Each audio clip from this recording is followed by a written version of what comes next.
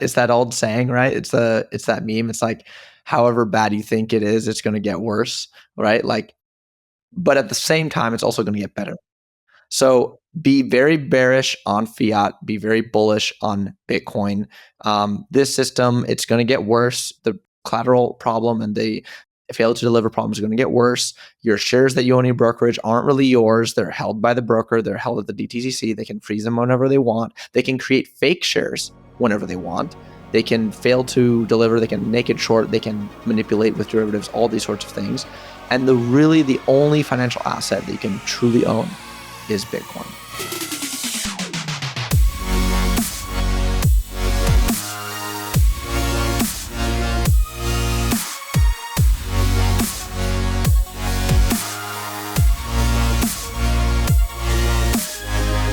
Welcome back to the show. This is Bitcoin Audible, and I am Guy Swan, the guy who has read more about Bitcoin than anybody else you know. We are getting into the Dollar Endgame today. We're talking about the macro situation around the world, and then specifically with the situation in the US, the bonds, the debt, and what kind of parallels we can use to see where things are headed, because there are other countries who have gone down this route and kind of given us a preview of where we're headed and where we are in the cycle. I think it's easy to confuse and believe that the economy is fine because we're just kind of chugging along without much fanfare between the trimmers as we get to the end here. But we have Peruvian Bull on the show today. And I'm sure a lot of you guys know Peruvian Bull. He does amazing writing, has some fantastic threads on all of this. I've been following him on Twitter for a long time. But we're breaking down what's really going on underneath the surface and why we're actually in the third inning of this, even though it might not feel like it.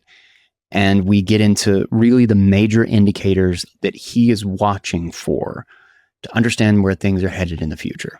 Then what it all means for the dollar, for gold, for bonds, and of course, for Bitcoin. And as Bitcoiners, what we should do about it. Real quick, I want to thank our sponsor, Ledin. They offer Bitcoin-backed loans in a simple and secure way. In fact, you don't have to sell your Bitcoin. You don't have to pay capital gains. And best of all is this setup. They not only have proof of reserves and they do open books or whatever, so they've made it through a bear market. They made it through hellish markets in Bitcoin without a wink of trouble. And of course, I am a customer myself, so I would never tell you to take on a risk that I'm not willing to take. But the craziest thing about a Bitcoin-backed loan and why I think this is going to be a huge market is there's no headache. There's no credit check. There's no massive amount of paperwork. It's a very simple structure, very simple process, and you get fiat within a matter of hours. You don't even have to pay ongoing interest. You can just pay the interest at the end. Like I said, they do proof of reserves. They have all the details and everything laid out. And obviously this doesn't come without risk. Be careful, make sure it's right for your situation, and you have plenty of collateral. This is an amazing tool to have in your toolkit. And you get a little bit of a discount with the link right down in the show notes for Bitcoin Audible listeners. Plus, our partners at getchroma.co. So they have tons in red light therapy, circadian rhythm, getting your light health right, your hormone levels right, your energy levels right. And they are based Bitcoiners. They actually have a based.getchroma.co website just for Bitcoiners.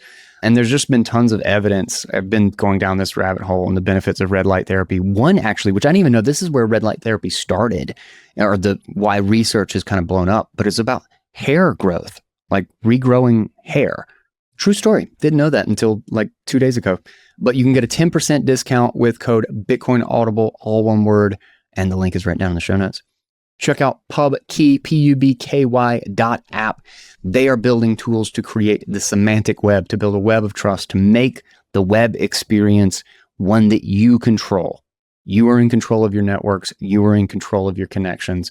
And their PubKey Ring app, the login experience, I want you to experience this. It's like butter. It's how the web should work.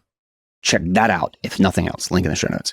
And then lastly, the Center for the World's Fight for Freedom at the Oslo Freedom Forum. You will meet activists, real journalists, not fake journalists, storytellers, heroes, Bitcoiners. Learn everything you need to know, the stories, the tales, the experience, and the mission to bring basic freedom and human rights to everyone in the world and the people who matter in that fight. That's June 1st to 3rd, 2026. Link if you want to get your tickets for that right down in the show notes. All right. I don't want to lead this too much. We had a fantastic conversation. Peruvian Bull was wildly entertaining, and we hadn't really gone down the dollar rabbit hole in quite a while. And he had just listened. He said he was just listening to The Great Taking on the show, which actually I'll have the audio for that one as well in the show notes if you haven't listened to it. It's highly recommended. But we covered a ton of stuff here, so I say let's just dive straight in. This is chat 144, accelerating into the Dollar Endgame with Peruvian Bull. Dude, welcome to the show. This is the first time. Have we ever gotten together, talked before? I don't think so. I've listened to your podcast. Yeah, I don't think we've met in person though, but I've been to some of the conferences, and hopefully I'll see you at another one. Yeah, I was about to say, I'll let you know which ones I'm headed to this coming year. We should definitely get together. This is going to be one of those things where, we'll go for an hour and a half and we'll have to stop. But this is like a inevitable 12-hour conversation because it never ends.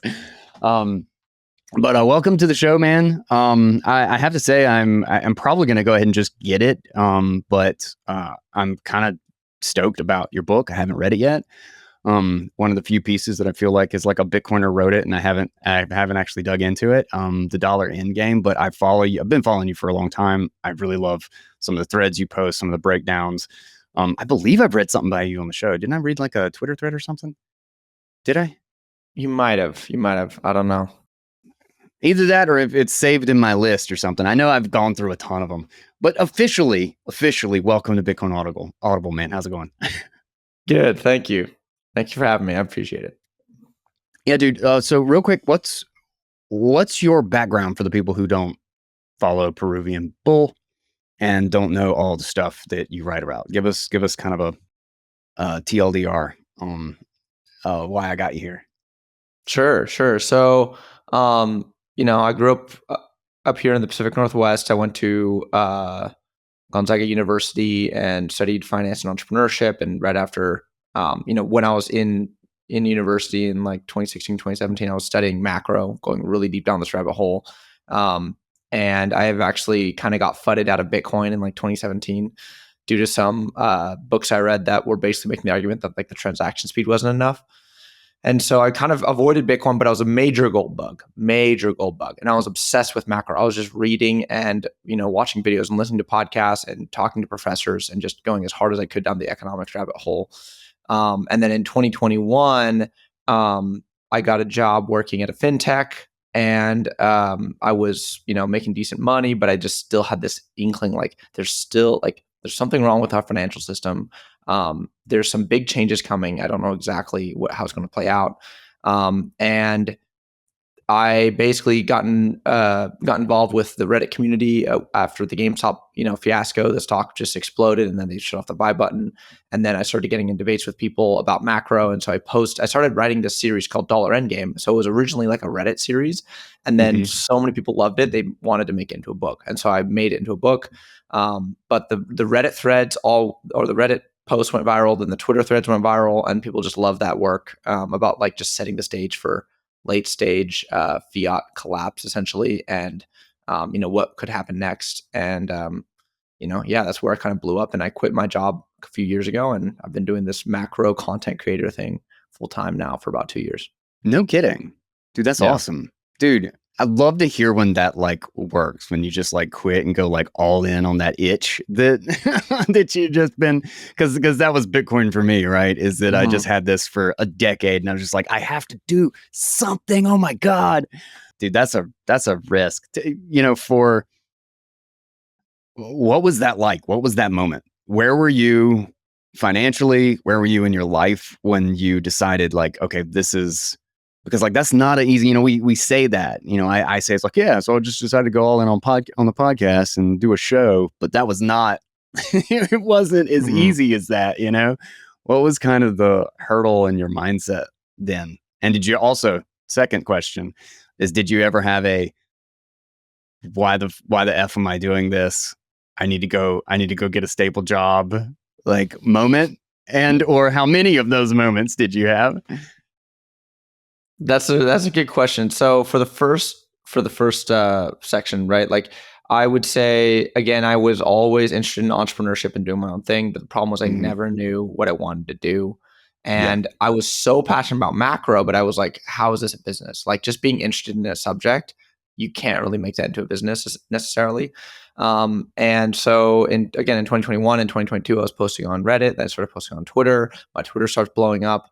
And in 2023, I was working at a fintech company, and I was in the valuations team. We're doing basically like software valuations for early stage startups, and so it was technical work. I was paid really well, but it was just really unfulfilling. It felt like golden handcuffs. And I looked around and saw everyone around me, and I just saw people starting to stagnate in life.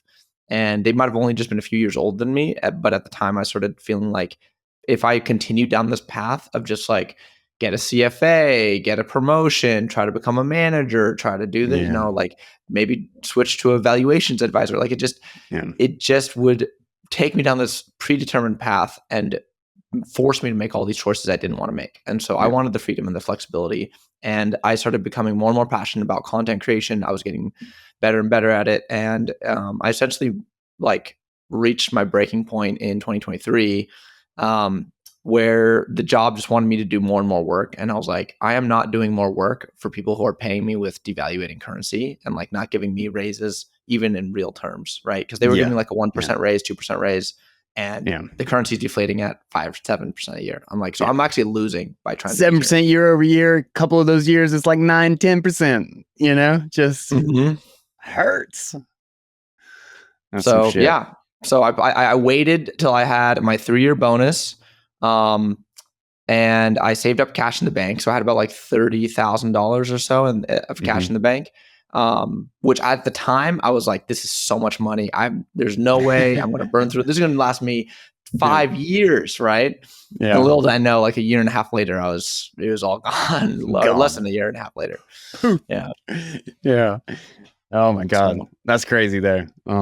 Kudos, man. That's a tough one. And it sucks too, because like our education system, the culture, like I don't say this like lightly, like the US still has like a incredible entrepreneurial culture. And I think that's the only thing that's like kind of kept it from the end of its lifespan, so to speak.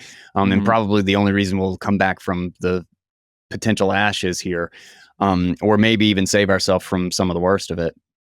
But Jesus Christ, we are not set up to teach anybody about being an entrepreneur. Like it is like going in blind, like an infant at 28, being 30 years old and really feeling like you're starting from zero because you have no groundwork. Nobody's even taught you the idea. The idea was like, what job do you get? What's your career? Who you're going to work for? And this framing is just so. It's like, okay, what value are you going to produce? Like, what are you going to do that's useful to the economy? And like that framing, if you just ask that to some people, they'll be like, oh, that's an interesting way to think about it. It's like, are you kidding me? Like, this is the simplest way to think about it, but it's literally doesn't occur to people like how things actually work. And my kind of fumbling mess of 7 or 8 years of trying to be an entrepreneur and trying to do investments and all of this stuff, dude, I have so much more respect for everybody who makes that decision, because holy shit, it is definitely something else. Speaking of, let's get into your thread, because your mini threads, because I think it's really easy to get lost in the things are just kind of moseying along and everything's great. Everything's been great. And it's like, okay, we made it, for another 4 years. Everything's cool. There's no big problem. Like, and we'll just mosey through the next one and they'll print another few $1 trillion and we'll be good. But like, what's the step back big picture? Like, how bad is this really? And when does the normal person feel it? I guess. And I know when's a difficult question, but just in your thinking? I would say again, like when people ask me like, where are we in, to use the phrase, right, the dollar endgame, like what stage are we? I would say we're already in the third inning. And most people are Mhm. shocked when I say that because, again, you look around and yes, inflation's bad. And yes, like unemployment, especially the real unemployment rate that they don't, technically report is Mhm. higher than they expect. But things aren't like falling completely apart. And they're like, hey, like, my sandwich isn't $500. I'm not like, begging on the street for gas money. Like this Mhm. seems like you're being so bombastic, and this doesn't seem like it's where you're saying is heading. And again, I would say what you have to do is you go back and study history, and you understand that this is all part of a process that plays out when reserve currencies switch, right? And the fundamental problem is that the US, right, as the issuer of the reserve currency, is facing something called Strickland's dilemma, which means basically the rest of the world needs dollars. They need, dollar liquidity. They need it for trade invoices, for settlement, for central bank foreign exchange reserves, for lending and borrowing, for international trade, all these reasons. And they can't print dollars, so they have to get them from us. The issue is we only have so many dollars to give around unless we start inflating our supply, artificially. And so for the last 70 or 60 odd years since 1971, when we broke from the gold standard, we've been printing as much dollars as we can and sending them to the rest of the world. And historically, what the rest of the world was doing is they were taking those dollars, they were recycling them back into US assets, mainly US Treasury bonds, because US Treasury bonds represented the gold standard for security and safety. It represented a free 4 or 5, or even during the Volcker days, like an 18% coupon rate. And that those treasuries could also use as collateral to borrow against, to lend against, right? Like they were the perfect intermediary for the global financial system for all those decades. The problem is now the US Treasury is starting to face the end of the road. So, this last year we saw interest expense hit over $1 trillion a year. As of late May, interest expense officially surpassed defense as the second largest line item in the US Treasury's budget. Now, the only thing it passed is Social Security. We're facing $37 trillion overall debt. We have a 3.3% average interest on that debt, and if that gets revaluated to, like, let's say 5%, that means interest expense goes to 1.6 trillion a year. And if the debt keeps growing at this rate, right, you will, within 10 years, you'll see interest expense overcome net tax receipts as a percent. So that means basically like all the money the government makes wouldn't even be able to pay the interest on the debt. And that is obviously a sign of late game, late stage capitalism. And that means that in order to finance the debt, the only option there is to print, because you literally cannot tax your way even to pay the interest.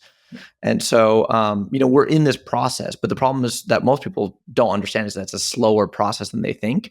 And the first things to fall are these like auxiliary dominoes that they're not paying attention to. So they're not seeing it, right? They're not seeing that foreign central banks, for example, are buying more gold, and their official gold holdings are surpassing treasury holdings for the first time in 45 years. They're not seeing that on net, foreign central banks have essentially stopped buying treasuries since 2015. I was about to say 2014, 2015, really, right? Mm-hmm. Yeah. And so, and again, like you think like, well, why does this matter? Well, these are the people who are funding our government. And if they're not funding it, then the Fed has to step up. And that just means more inflation is coming down the road. And so again, it means that we fund it with our lifestyles. Our standard of living starts paying for it.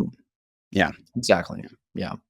So it's a process, but we're already in the third inning, and there's key like signposts along the way that we can look for things getting worse for sure. So what are the major things? Is the big thing that in your mind that gold is become like a major reserve asset again, and that countries are shifting to gold and have shifted entirely away from bonds? Is that like that's the signal of the end of the bond era and the end of like this debt machine just has to start eating itself kind of thing? Yeah, that's one of the big signs. The failure of the U.S. Treasury bond, especially the long bonds, to uphold their value is also a major sign, right? If you look at TLT and you look at a 5-year chart, TLT is the long bond ETF. It's down 50% in 5 years. So what does that tell you? That tells you that anyone who owned those bonds, they, got their shirts taken in that trade. They got Yeah. absolutely They can't obliterated. even And sell them. Like, they're no, getting demolished. Yeah. no, they're completely demolished. And again, you extrapolate that across all central banks, and you understand now why they're buying gold in record amounts. And this is also notable, right? Because gold is a non-yield bearing asset. Treasuries are historically yield bearing, and so all of economic theory that we were indoctrinated in from 1930 to now, Keynesian economics all tells you like, no, the treasury bond has a yield. That must be the demanded asset. Like the gold is it's a barbarous relic, as Keynes called it. It's useless. It's a pet rock. No one wants it. Well, if no one wants it, then why is everyone buying it hand over fist? And why are gold prices breaking out to new all-time highs like literally every single week? Like it's clear that there's demand and there's still a use case. But again, the world just hasn't fully, and this is where the Bitcoin argument comes in, right? The world hasn't fully grasp the severity of the situation and the actual potential solutions like Bitcoin, and how they can fix the problems that we're in. So gold is an intermediary step that I see, but I think obviously I hope that the world wakes up and Bitcoin is the final solution. Yeah. I honestly think it's kind of, to some degree, inevitable, because the economics are so circular. Like as soon as somebody realizes it, it's just really on the nature of production. And like where I think like I'm doing a video right now about like what I think the first like kind of $100 trillion market in Bitcoin is going to be. And I think it's collateralized loans, because like the debt is the problem. It's Mhm. the problem. There is no problem bigger than debt. And that means that what people want is a secure way to lend and get yield, and or to borrow and know that they're not going to get rug pulled. And Mhm. that means you need perfect collateral. That means you Mhm. need the best collateral possible. And it's the only way you're ever going to get a yield that actually is meaningful. Investing in like a Leaden, Unchained, Firefish, like these various like systems or whatever, is that like somebody can literally just go up and be like, here's $300,000. I'm going to get 12%. I'm going to get Mhm. 15% off of this. And I have something that is collateralized that I know can be redeemed, that I know can be pushed my way in order to cover the value of the loan, or can easily be redeemed by the person who, got the loan at the beginning. And in the end, what ends up happening is all you have to do is have that liquid enough and have enough people scared that the bond yields are not going to be enough, and that they need something that is like, gold has one big question mark. Do they really have it? Mhm. Who really has the gold? Where's the gold? You sure Mhm. you got, is that paper or is that gold? And what can you actually verify from a distance? Bitcoin. Mhm. And I think that just feeds back on itself. And the people who make that decision, they're just going to outproduce. And it doesn't matter how small that economy is on a long enough timeline. If it's a net 5% increase, just because that economy knows what the real price of debt is, and the other one is a net 1% loss, it doesn't matter how big or how small they are at the beginning. You give it enough time, and the small one's the big one. It just Mhm. is. Mhm. So it, in my mind, long rant to get to a simple question, but in my mind, it's literally just a matter of time. And does Bitcoin survive? Mhm. And so that's always been my position, is that Bitcoin's just the superior money. But it confuses people, because I think Bitcoiners are so focused on like the retail problem and the payments problem that they forget that like the debt is the problem. The debt is the problem. Like we will solve retail, but that's not the first thing. There's a reason why quote unquote Bitcoiners aren't using Bitcoin. It's because there's a far bigger problem that just needs an asset right now, a reliable, verifiable asset. Um, but so is that in line with your thesis? Is your full bet on Bitcoin, or are you unsure about like how governments like adopt this? Like right now, it's easy to get ahead of ourselves because we see it. How do you see Bitcoin playing into like where we are right now? There's a lot of good questions there. So I think I do agree it's inevitable in the sense that like compare it to the failing fiat system, which by nature is an exponential system and always collapses on itself because of the weight of its own debt, right? Like Yeah.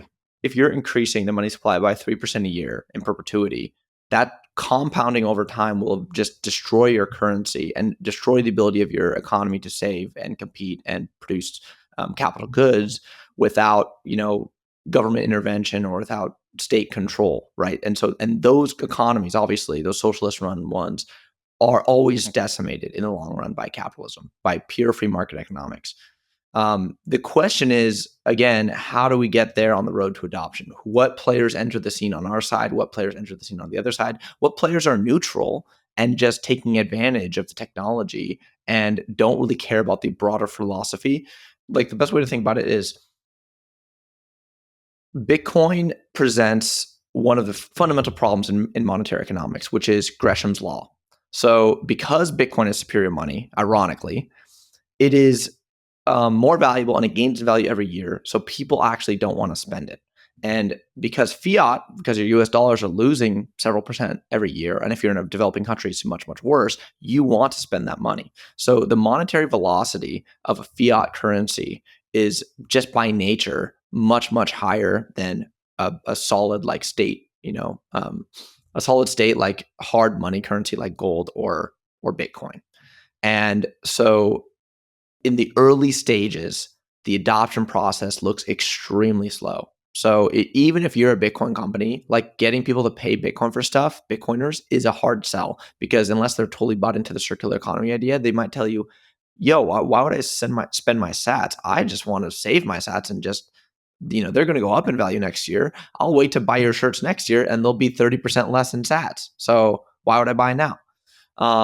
But as time goes on, right, that dynamic will flip, because as the fiat currency starts to die and as the inflation gets worse and as the saving power of that currency gets worse and worse and worse, the ability to even transact it will start to deteriorate. Because again, it's like the point of holding a currency, and if it's losing 50% of its value every single month, starts to become a moot point, right? Yeah. That's the Venezuelan hyperinflation, the Weimar. And that's when people start moving into gold and, Bitcoin potentially. So that's like the pure like hardcore adoption play. But I think, again, if you think about it on the nation state level, there's nation states that would want to take this as a competitive edge, right? If you adopt Bitcoin and your competitor doesn't, in 20 years, you're going to be a light year ahead of them in terms of economic development, and they'll be behind. And you don't even need to fight a war over that. You just beat them in terms of economics. Yeah. And the power of exiting in place, like you think about the barrier, and like just the historical significance of that is so wild, because it's just not been, that capacity has just never, like if you go back in history and you just swap out that one thing that, somebody can hold, $1 million with 12 words in their head. You've rewritten history if that one thing just exists, And I wanted to ask you something, because I go back and forth between malicious and ignorance, with like how a lot of our world is set up today. And one thing that just gets me is that I find it hard to believe that nobody did the math when we decided that all new money was going to be issued as debt. That if you issue $100,000 into existence and you already owe $110,000, you have a perpetual problem. You have a problem with one end, because you literally don't have enough money to pay back the debt. Like you always have to issue another $10,000 at least to pay back the $100,000 loan, and now you owe $111,000 because you issued another $10,000. And I've always wondered why the quote unquote money printing didn't show up as just printing. That the treasury didn't just say, all right, here's $3 trillion to knock down the debt a little bit this year. But instead it was issued as loans, and you're like, well, we're going to force the interest rate. Is it all a facade? Like, is it to give the appearance that this is working in the market and there's like a real interest rate, even though like this is definitely price controls with companies that aren't really buying it. This is a sham, but we want it to look like it's not a sham? Or is it like absolute maliciousness? Did, like, when they set up the Federal Reserve, do you think, oh no, if we issue it all as debt, everyone will owe us at the end of this, we'll own everything? I think on the part of the people who support the system, the 99%, the blue collar, the professors, I think it's just ignorance. But I agree on the highest level, the people who actually run the system and understand how it works, it's malicious because again, this is what I would call like first principles thinking, right? It's the simplest form of logical reasoning that you're taught in any sort of argumentation or debate class, right? What you just said is, I actually have a section about in my rebuttal section of my book where I talk about people's arguments. And I said, like, look, inflation is actually necessary under a fiat debt enslavement system, right? Like when you have $100 in a town's money supply, but that money was lent into existence at 5%, you need to scrounge up an extra $5 at the end of the loan term. And how do you do that? The bank loans more money into existence. And people say, no, they need collateral. Oh, then there's a reserve multiplier. Like there's all these theories. And I point them to this essay written by the Bank of England in 2014, where they go through and they're like, no, like the bank doesn't even need reserves, and the bank doesn't even need deposits. They create them out of thin air. Yeah. They don't need anything. I think I know the one you're talking about because I chunked out that piece. Is like, we literally issue it out of thin air. And I saved that. I've got a screenshot of that shit somewhere. Yeah, it's a great piece. And what's so funny is there's finance bros on Twitter who I've debated with, and I'm like, they loan money into existence, and they're like, no, they don't. And I'm like, yes, they do. And they're like, your neo-Austrian conspiracy theory, that's a cool story, bro. I'm like, no, this is the Bank of England. This is central bankers admitting this. They say this out loud, right? They say the quiet part out loud.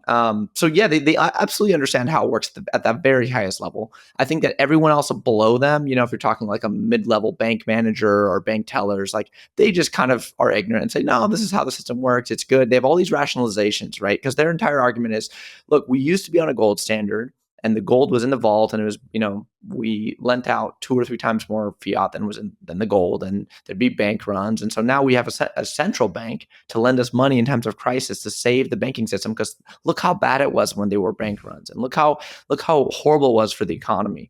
And they don't mention that, any negative part of a system, even though it's uncomfortable, is usually actually a good thing, right? Like a recession is a good thing. It comes after the boom, and it's meant to wipe out the speculators and the excess debt and the bad capital investments so that a new system can rise to take its place, right? The same is true with forests. You need a forest fire every 50 years to burn down all the dead wood and to lay the groundwork for new seedlings to hatch, right? Yeah. And so in this vain attempt to kill the credit cycle, the Fed has just created this debt monster that just continually grows. And if you look at M2 money supply, you'll see what I'm talking about. There are huge jumps during, wartime spending when the Fed prints a bunch of money and hands it to the Treasury for their bonds, and then the Treasury spends it into M2 money supply. But between those years is a slow and steady gradual increase. And that is the debt creation. That's the 2% inflation target that they're doing. That's the average amount of new money they're creating every single year, regardless of whether there's a recession, a war, a pandemic. No matter what, they're going to make 2% more money every single year. In perpetuity. Yeah. That's just how the system has to work. You brought up Japan before this, and I'm really curious. It's so hard to get people to understand, especially with the Keynesian, the normie perspective, however you want to call it, like how economic thought is, when their foundation is completely different, and you try to explain to them that the contraction is actually the healthy part. It's it's actually critical to make sure that the economy is actually not fat and wasteful and like just an utter mess. We're not growing a cancer, you cut it out. And then when you talk about deflation's always like the enemy of all enemies. And it's like, well, no, no, deflation, if all of your money is credit, is a terrible, terrible thing. But deflation, if all of your money is money and savings, is a great thing. And specifically bad for net destroyers of resources. And that's it. And how do you, inevitably, somebody brings up Japan.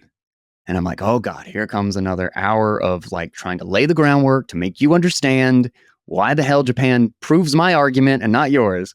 But I want to hear yours because you probably know it a hell of a lot better than I do. And I'm curious your journey down that rabbit hole. Yeah, absolutely. Japan is one of the most interesting macro case studies because it is at least purported to be by the Keynesians, like their exception to all the fiat monetary madness, right? Yeah. They go out and claim they're like, look, QE doesn't cause inflation. It didn't do it in Japan. 0% interest rates isn't financial repression because it wasn't in Japan. Oh, doing yield curve control isn't damaging to the bond market because we did it in Japan. And again, that cudgel is used to beat economists and maybe more like libertarian minded philosophers over and over and over again. And the irony is that the actual inverse of their point is being proven in Japan, but they just don't understand it because they don't understand how to actually look at the real fundamentals of what's going on there. Japan suffered a major bubble pop in the early 1990s after the credit boom of the 1980s. And that credit boom had actually been engineered by the Bank of Japan because at the time they were still functioning under the control of the Ministry of Finance. And they were using things like window guidance, which is essentially a loan, like a loan credit requirement and quota system. So they would tell banks like you have to lend 900 billion yen this week, and then they eventually got it so specialized that they would tell them which industries to lend into. So the banks were like called by the central bank and told, no, you have to Oh, do wow. 800 billion yen into real estate, and then next week 300 billion yen into autos, and next week 40 billion yen into healthcare. And so they would just play this Russian roulette game of let's try to stimulate different parts of the economy, right? And of course, this led to a massive asset price boom. At one point, the Grand Imperial Palace of Tokyo was worth more than all the real estate in California. Golf club memberships were valued at millions of dollars, and they invented a futures trading system for golf club memberships because people were speculating on the value of those golf club memberships. Beer What? prices shot to $8 or $9, and $8 or $9 for a pint of beer in 1980s is insane, right? Dude, that's crazy. That's Yeah, crazy. that's like $35 today for a beer. Yeah. So it reached astronomical levels, and then the bubble popped. And in the aftermath, the Bank of Japan tried all these different ways to combat the deflation that they themselves had created. But the one thing that they never fully allowed was an actual default of all the bad debts that had been created during the bubble. And so Hmm. you get to now, and they're at 263% debt to GDP, 125% private debt to GDP. 263. Damn. No, it's truly an astronomical level. And the private consumer in Japan is essentially, over indebted and over invested in cash and basically scared away from ever investing in bonds or stocks because those assets have fallen substantially in value. And the productivity and the real economic growth of the economy has basically come to a standstill for almost 30 years now. And of course, there's a demographic story in play here, but the economic story worsens the demographic story, and then the demographic story worsens the economic story. It's just a self-perpetuating cycle. It's a feedback loop. Hmm. The generation that was born in the wake of the 90s asset bubble was the smallest generation ever in Japan. And right now, Japan is losing about 800,000 people a year because their excess deaths, dwarf their birth rate. Nobody wants to have kids. Nobody feels like they have any stable future. This all goes Mhm. back to the Austrian theory, or I guess it's like Hayek who really like hits this home, of like money is the ultimate hedge against uncertainty. And if you have no idea what your future is going to look like, you will not plan for it. All of it is focused immediate on the immediate future. And if you just feel like there's no hope, you're not going to start a family. You're going to feel like what a waste, what a ridiculous proposition it would be when I don't even know, when it's been 5 years and my situation is worse than it was 5 years ago. What the hell's going to happen in the next 5 years? Mhm. Is that it just demoralizes an entire generation.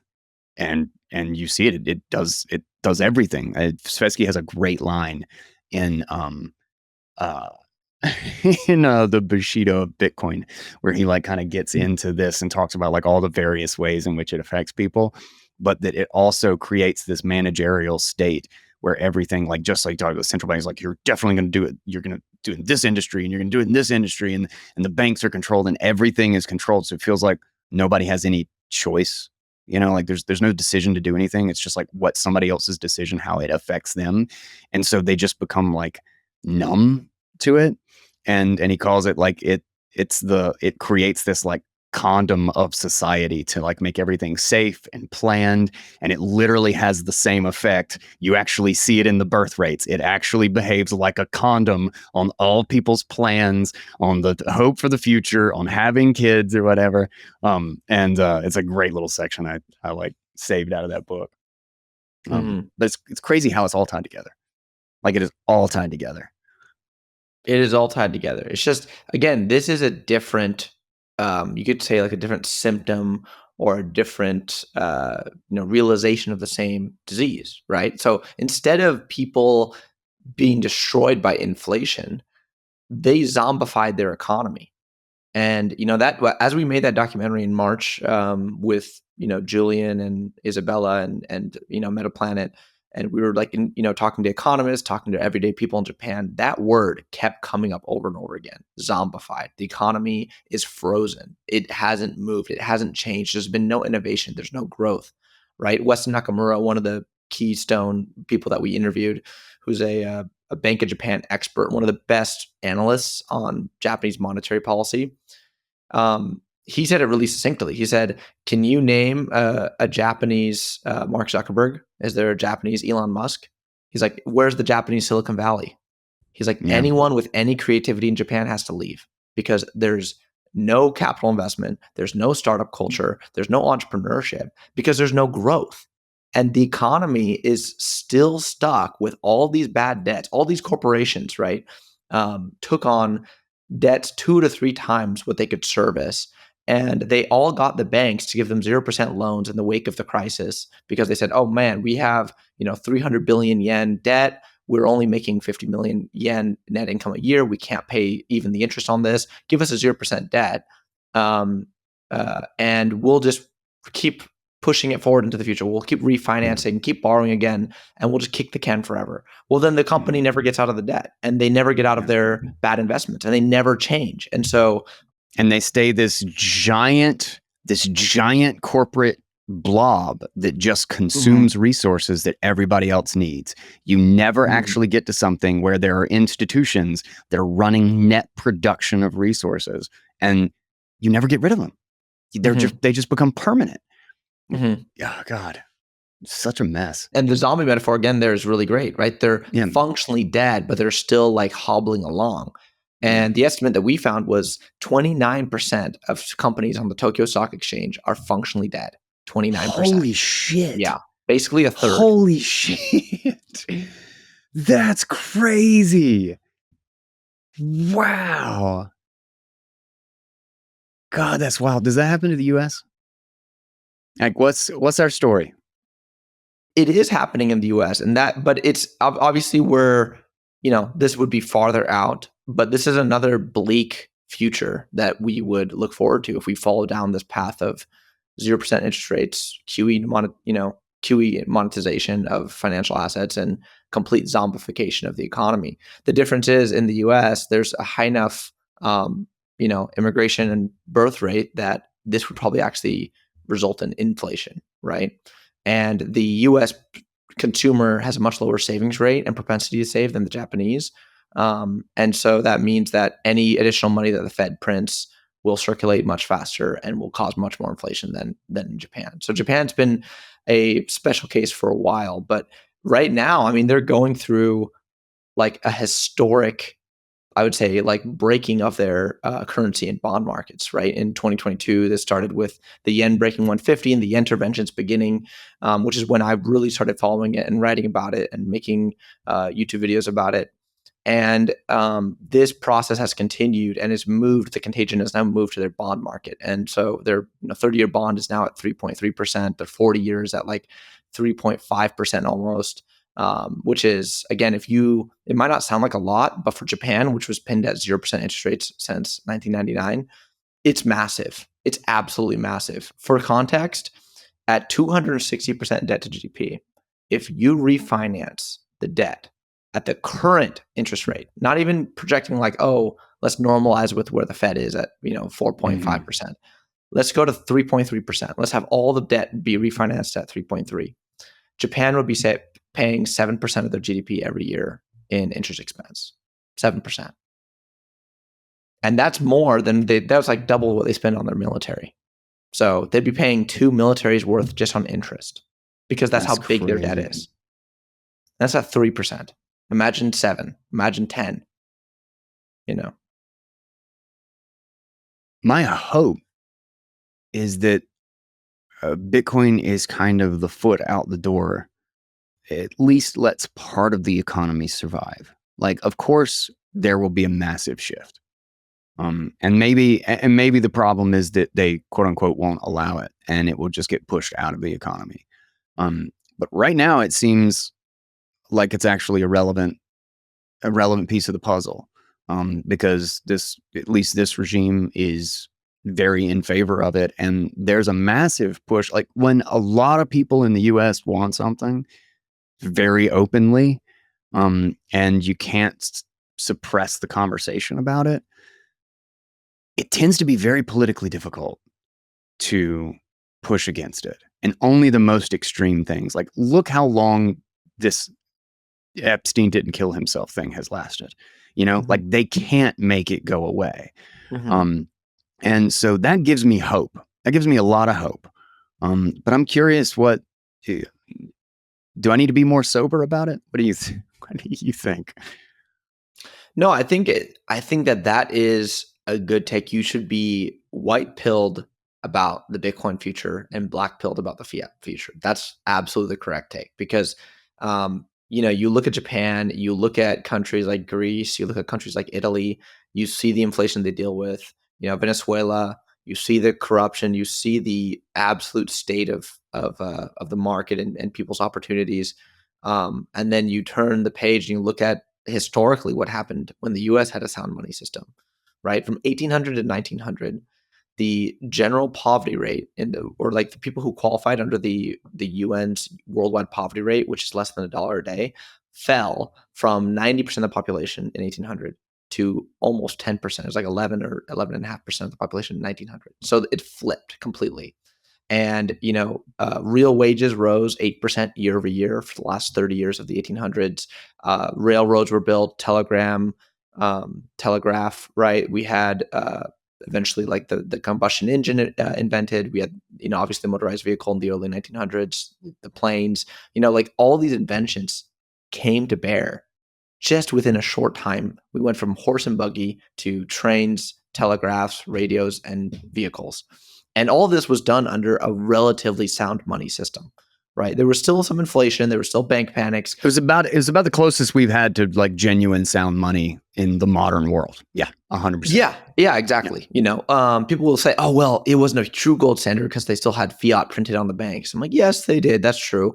And they still used banknotes. Yes. And it was only backed at 30% of, total bank assets were in gold. But now the reserve ratio is 0. So I would rather go back to that 30% if I had to compare, between those two. So yeah, like even if you call it 1%, 30 times more sound is definitely a far better situation to be in, right? And the results of 30 times more sound seem pretty damn clear that it was better. It's so funny that like the Keynesian economic thing, they literally point out periods of price deflation during that era. And they just kind of like arbitrarily say this was an economic crisis. There was one like towards I think it's the late 1870s, I believe. 1873. There's one 1873. It's 1873. Yeah. But I remember when I first learned or had ever heard anything about it, it was talked about as this was like this terrible period, and only to come to find out that like this whole period from 1870 to kind of like 1900 actually saw the greatest like percent standard of living increase in American history. Like even to this day, nothing compares to the overwhelming amount of free time, general well-being, general health, and everything of the American people than that period. It's even more than that. It's in world history. So from 1776 to right before the First World War, 1914, the US created more wealth than all other empires in history combined up to that point. in just 120, That is 130 years or bonkers. whatever. Insane. That is absolutely bonkers. Again, all under English, civil law system, tiny government, right? Absolutely tiny. We're talking so small that like Yeah. if the founders and the presidents of that time came here, there were presidents who took the train after I think it was Grover Cleveland or one of the presidents. After he ended his term, he walked out of the White House with his wife and got onto a train and took the normal train back and was just like, I'm going to go back to living in Ohio. It's time to go back. I'm done. I'm just going to go live on my ranch and hang out with my kids and watch the sunset. Like I'm My just 2 weeks chilling. is up, guys. All right. Yeah, 2 weeks is up. And most presidents actually, like Andrew Jackson and others like him, all fought against central banking and fought against the encroachment of things on civil liberties, right? There were a concerted effort even from the Senate and the House at the time to increase government spending, and the majority of presidents of that time vetoed any spending bill that was deemed too wasteful or too exorbitant. And so that meant that, like, again, the government stayed tiny. The taxes that they needed to sustain themselves were tiny. And their borrowing rate was essentially nothing, equivalent to literally like a few billion, maybe tens of billions of total debt today. So they were essentially like a debt-free tiny enterprise that only functioned with like a courts, military, and like other key functions of government, and nothing else. And that was when we had the most and most effective economic, financial, and overall cultural boom in the United States or world history. Yeah. I'm curious your thoughts on, you say we're in the third inning. Did that start with the global financial crisis, or do you actually think that started later? Like, did that open the door on COVID or something? Like, when would you say the third inning started?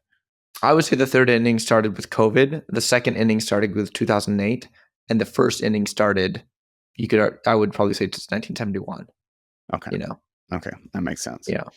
And so the tremors in the system are starting to compress. They're getting closer and closer together, and they're getting bigger too, right? Because the wave of QE that's needed with each crisis, right? The amount of inflation, the things they have to do to keep the system running increases non-linearly with each crisis, because the problem is getting exponentially bigger, right? When it's the small savings and loan banks in the 1980s that need to be bailed out, well, you can just get JP Morgan to bail them out, or you can get State Street and Vanguard or whoever else at the time was willing to come in and buy those banks. Okay, well, now it's 1997 and LTCM, a major hedge fund, is failing, and they have they've levered their assets 30 to 1, and they have about $1 trillion of derivative exposure. Well, you can still get the 16 large prime banks at Wall Street coordinated by the Fed to bail them out without any Federal Reserve money. Great. Now the prime banks need to be bailed out in 2008. Who bails them out? Who's bigger than them? TARP, the Treasury. Okay, the Treasury bails them out. Now the Treasury needs to be bailed out. Who can do that? The only answer is the Fed. That's the only one with enough balance sheet. It's just cascaded up to more and more fundamental, until you just get back. Yeah, one phrase I like to say is 2008 didn't kick the can down the road, it kicked it up the stairs. Because not only did it delay it, it made the problem much worse. And that's been our monetary history for the last 60 years, is kicking the can up the stairs every single time. So the can has been kicked to literally the bonds, and it seems like nobody else is buying them, and has, on net stopped for basically a decade now. And this is what gets me, is like one of the things that, like, I felt that if you just look at the simple exponential, like the debt goes through a simple doubling every 10 years. And so, 2015, it was like 17 trillion, something like that. And today, 36, 37. It's like freaking clockwork. It's basically double every 10 years. However, we're getting to a point where I think one of those things that limits it, or keeps it able to only double every 10 years, is the fact that you had this underlying bull market in bonds. And you had everybody buying up the debt. And if nobody is doing that, the ability to price control the interest rate starts to fall apart. again, the Federal Reserve has to print their own money or issue their own debt in order to buy the bonds. And they're not going to not buy the bonds. Mm-hmm. They're not going to just be like, oh, well, okay, let me tell you about this 60-year systemic problem that we have. And, like, they're just going to do it. But that specifically means that the debt problem has to accelerate. Like on an exponential level, not just on the linear acceleration, it has to curve at the acceleration, which means that a $75, $80 trillion debt in 2035 is probably optimistic. Mm-hmm. And so I'm kind of curious your thoughts on that. Are we in the curve of the acceleration? Even though the tremors have gotten closer, there's still like 4 or 5 years at least. Last one was 2021, and we haven't hit another very serious one yet. Like, what does 10 years look like in your mind? I think so. Again, if you had asked me in 2016, 2017, when I was starting down the Bitcoin rabbit hole and the macro rabbit hole, really, first, I would have told you, there's no way that they're going to be able to keep the wheels on this bus if global central banks are already starting to slow down their purchases, if on net they're not funding, if, basically people just want to buy front end bonds and the long bonds aren't being bid. And to be fair, at the time, I didn't have respect for the cunning and intelligence of the people at the helm. Because you got to remember, like, as Bitcoiners, right, we kind of tend to demonize the people at the top, or maybe minimize like who they are and what they are. Oh, they're just plain stupid and evil, or they're just dumb and ignorant. Well, they are, maybe you could argue that things that they're fighting for are negative for society. They are evil, but they're not stupid. If it's their money on the line and their wealth, they're going to do everything in their power to maintain that. And that means that, in the last, 7-10 years, really, they've started this program of what I call stealth QE. So, as you go down the macro rabbit hole, especially the monetary mechanics rabbit hole of understanding like how the functioning of the plumbing actually works, you start to find that there's all these secret levers they can pull to increase liquidity, to put money in the system without increasing their balance sheet. So that will bid up SPY, that will bid up bonds, that will bid up, other like real estate, MBS securities, keep driving real estate prices higher, even though there's no fundamental reason for them to go higher. But it won't show up as an overt easing by the Fed. And so if the stock market is, creating inflation in the real world, they can just say, this is your fault. This isn't us. You guys are being excessive. Look at the Fed's balance sheet. It's perfect. It's not going up. This is all your fault. So they can gaslight you. And the stealth easing really started in 2014 with SEC changes to the money market funds. They forced a large section of the money market funds to become what is called government MMFs, which meant that they had to hold 99.5% of their assets in government bonds, especially short-end treasury bills. Oh. And that put in about $4 trillion of extra liquidity into the government bond market. Mm-hmm. And then they had further requirements with Basel III, and they forced all banks globally to adopt a framework which stated that U.S. Treasury bonds are what is called HQLA, high quality liquid asset. And as an HQLA asset, it receives no haircut. It receives pristine collateral ratings. And so it's like favored on bank balance sheets. And that means you can load banks up with a ton of US Treasuries and not have any capital requirement changes, versus if you do that with corporate bonds or with stocks or with other things, they'll apply all these haircuts and you'll have to hold all this extra money and you'll be, subject to all these regulatory requirements. So that basically pushed all the banks into buying more and more treasury debt. If you look at bank holdings of US Treasuries, commercial bank holdings, they've like quintupled in the last 10 years. And so that tells you that the banks have become more and more closely tied in with the US Treasury and the Fed as part of this like quasi easing system. Right. And then that doesn't even mention. That's so much worse.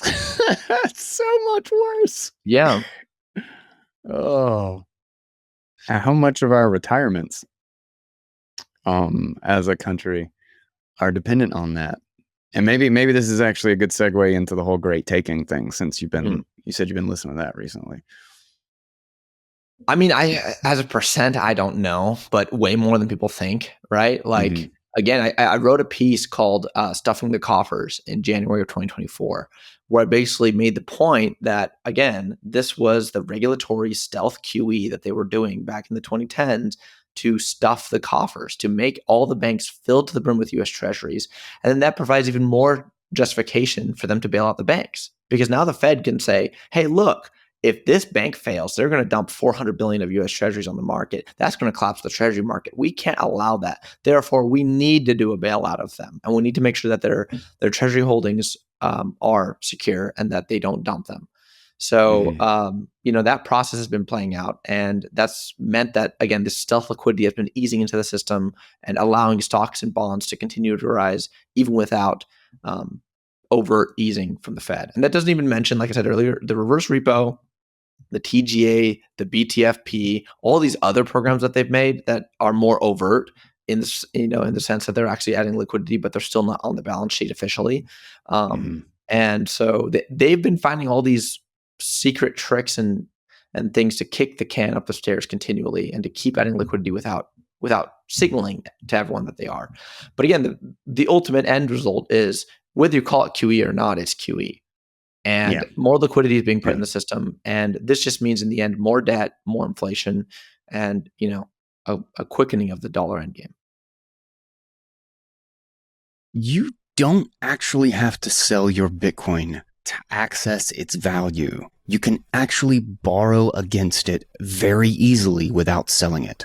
But when you do this, you need to be careful. You need to do this with a company that is trusted, one that has survived a bear market, and one that will literally show you that they have the coins, that they have proof of reserves or some mechanism where you can look at your balance and know that it is safe. This is why I've been a huge fan and a customer of Ledn for a few years now. So one of the Bitcoin-backed loans that I got a few years ago to finish renovations and the basement and studio in my house, I would have paid 3 times as much Bitcoin had I just sold it, as it now takes me to just pay off the loan. And that's if I sell the Bitcoin to pay it off, which I think I'm going to be able to get equity out of the house and pay off the loan and get all of my Bitcoin back. This especially makes sense if you're making an investment. If you're doing something that is going to pay you income in the future, or if you're investing in Bitcoin mining, it's a whole lot easier to beat the interest rate if you loan against the Bitcoin and keep the Bitcoin. Ledn also makes this like crazy easy. Like if you went to do this right now, you could probably get the money by tomorrow. They do proof of reserves twice a year, and I check. It's a very easy process. And you don't have to do monthly payments if you don't want to. You can just accrue the interest and pay off in chunks whenever it makes sense. And best of all, they just recently got rid of all the noise. They had some other features. They had Ethereum loans. They're like, nope, chop it. They had a yield product. Nope, chop it. They had loans where you could get a lower interest rate and they didn't have it on their books. They lent it out. Nope, chop that. Now it's just custodied, fully backed Bitcoin loans. Doesn't work for every single situation or every person, but there are some times where this is an incredibly valuable tool to have. Don't overextend. Remember, Bitcoin is volatile, and read the details. But if you need access to your Bitcoin's value and you just don't want to sell, Ledn is a brilliant and simple tool for doing exactly that. And I've been a happy customer for a couple of years now. You can check out the links right down in the show notes. It's LEDN, Ledn.io. There's so much capital tied up in the stock market. Like that's literally trapped there. I mean, by design, this is to prevent the system from collapsing, as if we all collectively own, $30 trillion in stock markets and equities that can't go anywhere but be in stock markets and equities. Well, then we get to be their collateral. And that seems to be what has happened both structurally and legally, according to what David Rogers Webb uncovered in The Great Taking. So, and I think, again, we as Bitcoiners, even as Bitcoiners, just kind of get placated by the things are just kind of chugging along and they're fine. But we don't, especially with this push towards Bitcoin treasuries, we don't own anything. We don't and can't own anything in the stock market. And I don't think people respect exactly how serious that is. And can you unpack that a little bit? Absolutely. And I'll just take you down the rabbit hole that I went down, right? Which was January 28th, 2021. And I'm working in, my finance job. I'm in downtown Mm-hmm. Seattle. I'm following the GameStop fiasco. The stock is ripping into the 300s and then the 400s that morning. I'm barely able to get any work done because I'm just like, Reddit is ablaze, Twitter is ablaze, everyone's going crazy. And for once in, you know, financial history, the underdog, the plebs, right, the common people had the elites by the balls, right? They had them where they wanted them. The Melvin Capital, Loop Capital, Gabe Plotkin's firm, and Citadel were all underwater deeply on all these shorts. Even I think it's Point 72, Stephen Cohen's firm, and they were all screaming bloody murder, that this was, financial terrorism, that they couldn't believe Redditors were ganging up on them. It's so unfair, blah, blah, blah, when they had made this, very, very irresponsible short sell on this company. And the stock rises, rises, rises. And in the wee hours of, the morning of my time, 6:30, 7:30 in the morning, which was like, 9:30, 10 EST time, the stock starts to go completely parabolic. And within the space of a few minutes, there are multiple fractional sales executed at thousands of dollars per share. And right as that begins to happen, the stock gets frozen. They halt the stock and the buy button is shut off. And right after the buy button is shut off, the stock plummets from like $480 all the way down to $300 and trades down there for the rest of the day. And then the next day on Friday, it trades there as well. And there's this outrage, obviously, on Twitter. How can they shut off the buy button? How can they stop people from buying a security? I thought this was a free market. I thought we lived in a free system. I thought this is capitalism. No Yeah. one should be able to restrict you, even if it means other people lose money. Okay, so the hedge funds lose money. Too bad, so sad. That's part of the game of investing. You lose your money. Mhm. You're not able to shut things off. And again, that event was so shocking and jarring to me because, again, I've been this libertarian follower of free markets, and I had incorrectly, naively assumed, well, the money's broken, the bank's broken, the Fed's corrupt, but there's no way that the stock market wouldn't actually be complicit in something like this. Yeah. And that was the first slap in the face. And as we continue down this path, all of Reddit essentially, converged on how could this have happened? Let's do the research. Let's find out. And they very quickly found this researcher named Dr. Suzanne Trimbath, who had been a former senior director at the DTCC, which is the Depository Trust and Clearing Corporation, which is the central clearinghouse and storage custodian for all U.S. stocks. We're talking something like 98% of U.S. stock trades are settled through them. They do over $100 quadrillion worth of settlement value every single year. Whoa. Yeah. Okay. Because, again, imagine high frequency trading, right? They're trading Yeah. 5 billion, 5 billion, 10 billion, 10 billion, just over and Mhm. over again. They do, they hold around $100 trillion in total assets. And Suzanne Trimbath had written in this book back in like the early 2000s, basically about how Wall Street, it was called Naked, Short, and Greedy, and how Wall Street was complicit, but the DTCC was the main culprit in this game of creating fake shares, fake bond certificates, lending them out, loaning them out, and then failing to deliver and not actually giving the real certificates. And that raises this question: is like, how is that possible? How's systemically, how can the whole system work to, I buy a stock, I buy Apple shares, and then when I ask for delivery, it's been 10 days and they're not in my account. And they'll show them in your brokerage account like you, as if you actually have the real shares, but even the broker doesn't have your real shares. They're out there floating in the ether. Someone has them. And again, if this is happening to Apple and Amazon and other companies in the 2010s, or the U.S. Treasury market, like Suzanne Trimbath pointed out, U.S. Treasury bonds were naked shorted as well and rehypothecated.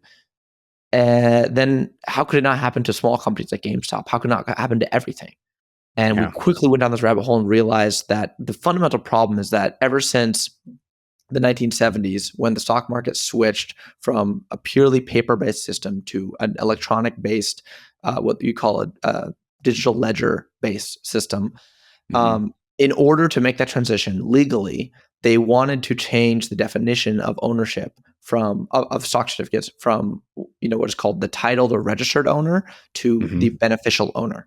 So all U.S. stocks, or almost all U.S. stocks, are now held under what is called beneficial ownership. So you own the benefits and basically the pros of owning a stock. So you get the dividends, you get the capital appreciation, you can buy and sell that beneficial interest. You don't own the actual title. The title is held with the broker who holds it in what's called street name at the DTCC. So that means, again, our interpretation, and Wes Christian and other lawyers have argued this, that basically means you don't own your stocks. Because if you don't hold the title, I mean, if I had a car and I could use the car, and the dealership said you can use the car, you can drive it, you can take it for repairs, you can wash, you can do whatever you want, but we're going to hold on to the title. We'll give you the beneficial title so you can hold the benefits of the title, but we're going to hold the real one. Do you really own it? You could drive it around and you can get the benefits of a car, but if either one of us goes bankrupt, it's mine. Exactly. Yeah. And think how ingenious that is. Yeah. That means if I go bankrupt, I lose. If you go bankrupt, I lose. Yep. Either way, I lose. In the worst case scenario. That's a mess, man. The most shocking part of this to me is that this has scaled larger than it ever has in history. And I don't mean that in just a purely nominal sense. I mean that in a structural sense, because the economy is more global than it's ever been. And because of that, nobody, you can talk about the US and Japan and Germany, and you can talk about them differently, but they're just all doing the same thing at different speeds and at different states of maturation. But if you take them all together, it's all happening everywhere all at once. And that's what's seriously frightening. Part of it is horrifying, but then there's also this element of there's also going to be solutions that occur in many different places, in many different ways. And the solutions can also propagate as much quicker and much more widely or broadly for the same reason that the problem has become so broad and become so inescapable, so to speak. I'm curious how you think kind of the state of technology and the kind of global economy. Do you see this breaking down, or do you see it as the solution when it comes to the globalization of everything? You mean the solution in the sense that how would that be a solution? To streamline settlement and collateral? No, ownership? The sense that if a solution is found, it will be shared. In the sense that it will propagate very quickly, and it won't be something that can only be trapped in one country. Bitcoin being a prime example of if Bitcoin becomes any sort of a standard, it will probably be picked up by every country very, very quickly, with or without government approval. So essentially the globalization of our information systems and the economy, a lot of people say or think that it's going to collapse and it's going to go back and we're going to be very, very isolationist. And I believe that there will be some degree of that. But I also believe that that's not really possible anymore, is that we cannot sustain the world if we're not globalized anymore, if we don't have trade, which means that we will be desperate for anything that enables that trade. And it won't just be the powers that be, because the powers that be, their wealth will be threatened all the same. It will just be threatened at a different tier or at a different state of the unfolding, so to speak. So I'm curious, how does that factor into your thinking, or is that just kind of irrelevant just because the macro is the macro, and that's all kind of in the wash of how it unfolds? I think Bitcoin really presents not only obviously a solution to the fiat debasement problem, but it presents a solution to the Triffin's dilemma, fundamental issue of reserve currencies, right? It is by definition not centrally issued. And Triven's dilemma, one of the preconditions, one of the precepts for the dilemma is a centrally issued reserve currency. And so for the first time in history, we found a digitally transactable reserve currency that doesn't rely on a centralized custodian or centralized intermediary. And the decentralized issuance of the mining, how the mining pools work and how mining distributes coins randomly, that essentially allows anyone in the world to enter the game. And, on that playing field, things are very, very even. And so that allows every country to enter the Bitcoin standard game when they want. Now, as to your question, like, will every single country enter at the same time? Absolutely not. I think some countries are going to be laggards. Some countries are going to be the first ones. Some countries might be so stubborn they might stay in the fiat monetary game for a decade or 2 decades or 3 decades after the rest of the world starts joining Bitcoin standard.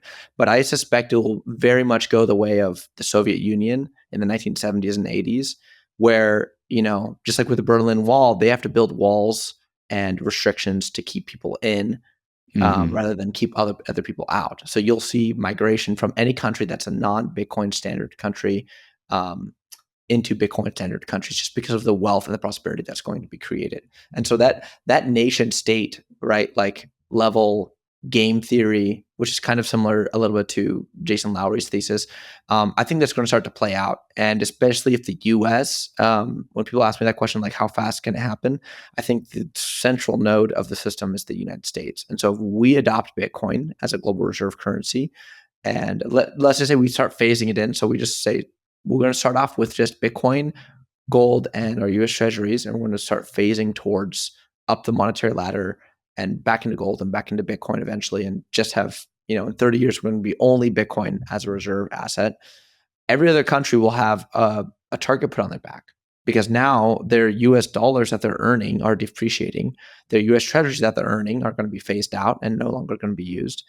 And the one thing that they need is going to get more expensive every single day. And so the rush and the scramble to get Bitcoin on the nation state level will commence. And I think that's very very beneficial for the Bitcoin hyper Bitcoinization argument, and very beneficial for the world as a whole. But again, it depends on the moves these players make, because the US, it's too late for them to become overtly opposite, like in opposition to Bitcoin, because the Bitcoin has already infiltrated the infrastructure. Overtly, it's illegal. Yeah. You can't use it. Like it would be such a swing for like just doing business. Like it would do more damage to just the reputation of having a business even slightly located in the US. Like it would be a horror show. So I agree there.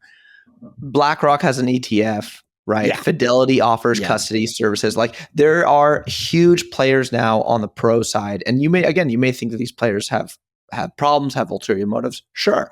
But they're still in the same boat as us. But ultimately they're greedy. They want to have their cake and eat it too. Yeah, and if their lobbying has any say in it, they're going to have nobody's going to take their cake, and that's good. That's the whole idea, is that it incentivizes us to work towards Bitcoin's defense. Exactly. So I think we've already passed that threshold. So, the US will no longer be overtly, like, tyrannically against Bitcoin, like in that same way. But if they just refuse to adopt it and refuse to encourage it, globally adoption will be slower. But if the US is, and especially other Western European countries or other countries with a rich capital base, or like, for example, Japan, goes and moves towards the Bitcoin standard aggressively, I think that will start to put pressure on all other countries to start to make the same choice. But I think the US is the keynote here, because we are the reserve currency issuer and everyone owns our assets. There's about $20 trillion more of foreigners owning our assets than us owning foreigners' assets. So we're at about almost a negative 100% of GDP net and international investment position. So the world owns a bunch of US assets. So if we move to a Bitcoin standard, by default, they're going to start to move to a Bitcoin standard too. Because right now they own dollars, because not only can they trade and transact in them and settle debt in them, but the dollar is the intermediary for them to own assets and to get capital appreciation in that native currency, in the dollar or greenback based system. So if we're a Bitcoin standard, then now there's a huge new argument for everyone to own Bitcoin, because all of our assets will be denominated in sats. That's crazy to think about. And this is why it was such a big deal to, I still think, to lobby in the short term, or to basically take some degree of political action just to slow it down, because the previous regime was so unbelievably opposed, even though they couldn't make much headway because of how popular it already was in the US, which is kind of crazy that, Bitcoin doesn't, you would think that the US kind of has being the one with the world reserve currency, kind of has the least need, so to speak, for Bitcoin. And yet it still ends up like there's more Americans own Bitcoin than anybody else in the world. Mm-hmm. And then our government also was one of the ones that just embraced it because it was, and I think purely the only reason Trump embraced it is because it was politically useful. Mm-hmm. Like, I don't think it was anything, it was no special, like, oh, he's got some great plan to save us. I mean, like, listen to a speech at the end of the Bitcoin conference, right? And all the other things you're playing with. He just did it because people cheered at him and said, "We love you, Trump," when he said, "Go Bitcoin," which is another really interesting piece of the game theory, because he may have inevitably tied the U.S. government situation to Bitcoin's fate,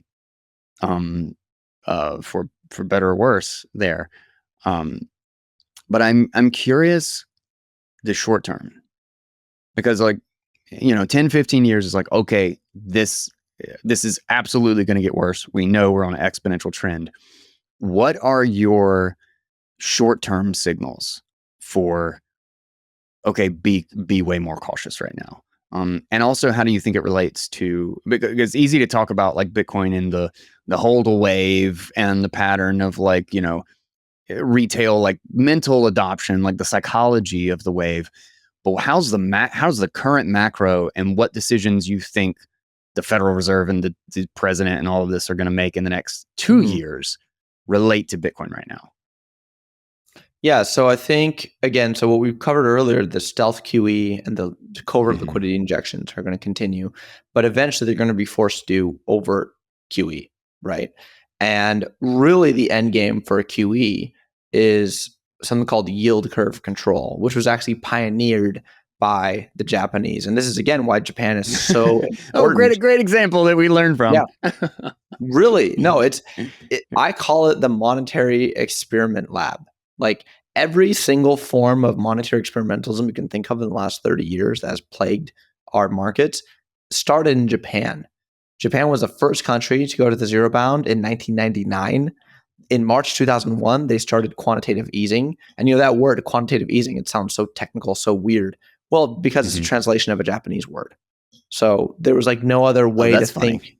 Yeah. Like, because that word quantitative, like, what the hell does that mean? It's a translation of Japanese word that doesn't have a pure translation in the US, because it was invented by the BOJ in March of 2001. And then in 2010, in the aftermath of the financial crisis, they started doing something called QQE, which was qualitative quantitative easing. And I'm serious. That's quantitative easing for certain assets. So they did QE for real estate bonds and real estate trusts, and QE for equities, and QE for ETFs, and QEs for corporate bonds. And let's just start stimulating different parts of the market just by choosing to do QE in different areas. And of course, like, eventually the bond market gets to the point where the rate that you need to finance the debt at becomes so low that you need to do more and more QE. And eventually you just throw in the towel and say, we're going to do what's called yield curve control. So we're going to do QE infinity. We're going to bring all the rates down, and we're not going to give you a target of how much money we're going to print. Instead, we're going to do the inverse, and we're going to say, we're going to tell you how much the rate's going to be, and we're going to print infinity money to buy as many bonds as needed, literally their words, to bring the rate down to that level. So starting in 2016, in March of that year, the BOJ did negative interest rate policy. And then starting in September, they started yield curve control. And actually, just 2 months before, in July of 2016, Bernanke flew to Tokyo and stayed there for a month with the head of the BOJ and the head of the MOF in order to design yield curve control and help them figure out how to implement this monetary policy. So long term, that's where I think the rest of the Western democracies are going to be headed. And it doesn't even necessarily have to be the zero bound. It can be at like 1% or point, like, was it, Besant was saying 0.75%, could be a good rate. And he said Powell should be aiming to get there. That's not technically zero, but it's so low that it might as well be. And in order to get there, they'd have to do trillions of dollars worth of QE again, and probably maintain that at the pace of billions of dollars a month in perpetuity, just like Japan did. Jesus. It's funny because, like, in a sense, we're doing that. It's just like it has to. Again, I like the idea of kicking the can up the stairs. Is that, like, it just has to get more and more explicit, because all you do is actually you move the problem more systemic. Obviously you don't actually fix anything. You cook one layer of the books, and then the layer underneath no longer satisfies the fraud, and you have to cook the books layer, like another layer down. So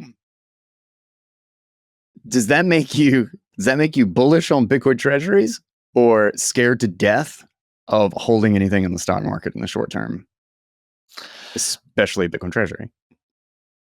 You mean the QE infinity and that kind of or do you mean the collateral? Yeah, just in combination is that, like, so everything we've laid out. What's your take on Bitcoin treasuries? Because there's, like, a lot of different pieces to this, but it seems to be like this popular thing that, people are pushing really hard right now. So I'll say I have a middle of the road take, which will probably piss off the extremists on both sides, right? Good. Let's get into it. Yeah, I love pissing people off. It's so much fun. Bitcoin treasuries aren't the new, gold or oil or, brilliant, infinity motion machine that can create infinite money for no cost forever. That's just not how they work, because what they're doing is they're taking advantage of a loophole in the system of, institutional players and, bond investors and other people who are regulatorily restricted from investing in Bitcoin directly, and giving them an avenue to invest, right? So MicroStrategy's, their convertible debt bonds, those are able to get subscribed at 0% because all the bond funds have been taken to the woodshed for the last 5 years. And now suddenly they have a convert that actually has a price appreciation potential that's much, much greater than any treasury bond that they could ever buy, right? So it makes sense for those investors to pile in. But the convertible bond market is only so large, and they can only support so much convertible debt. And as the trend becomes more and more ubiquitous, as more and more companies start to do it, the uniqueness of that strategy starts to fall, right?